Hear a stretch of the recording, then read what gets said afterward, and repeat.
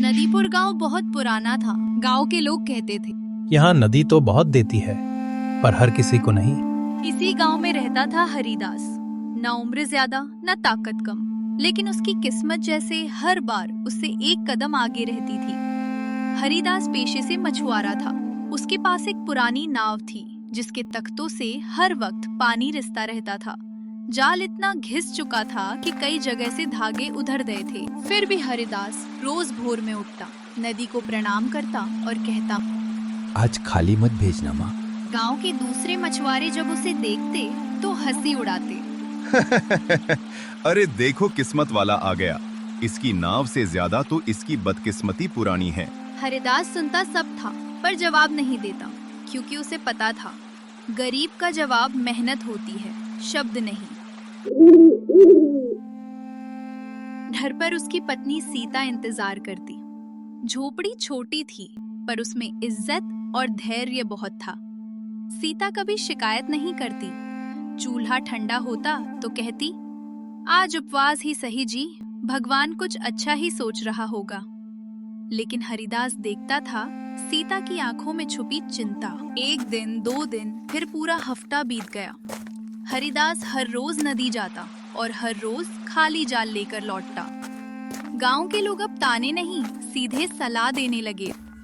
काम बदल ले, मजदूरी कर ले, मछली तेरे नसीब में नहीं।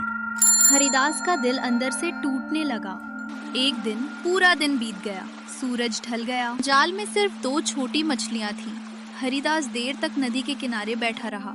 उसने पहली बार भगवान से सवाल किया, क्या मेरी मेहनत कम है या मेरी किस्मत ही खराब है? जंगल के रास्ते लौटते समय एक बूढ़ी औरत सामने आई।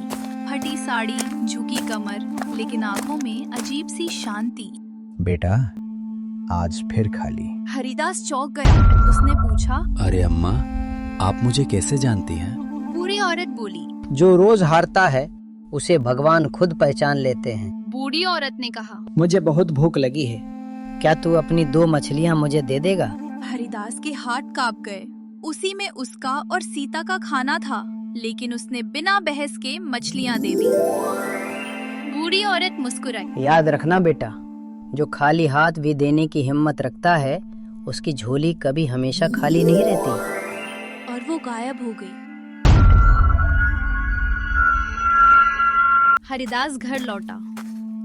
सीता ने कुछ नहीं पूछा, बस पानी दिया और कहा, आज मन बहुत भारी लग रहा है। हरिदास रो पड़ा। अगली सुबह हरिदास फिर नदी गया। डर था, पर दिल में अजीब सा भरोसा भी। जैसे ही जाल डाला, नदी में हलचल हुई। पहली बार जाल भरा, फिर दूसरी बार, फिर तीसरी बार। नाव भर गई। बाजार में वही लोग जो कभी हंसते थे, आज उसकी मछलियां खरीदने को दौड़े। हरिदास ने सिर झुकाकर मछली बेची, अहंकार नहीं दिखाया। कर्ज चुकाया गया, नया जाल आया, नाव ठीक हुई। पर हरिदास वैसा ही रहा, शांत, विनम्र। एक शाम नदी किनारे हरिदास बोला, मेहनत मेरी थी, पर रास्ता भगवान ने दिखाया। अंतिम सीख, किस्मत एक दिन में नहीं बदलती, लेकिन सही इंसान बनने में लगाया गया वक्त कभी बेकार नहीं जाता।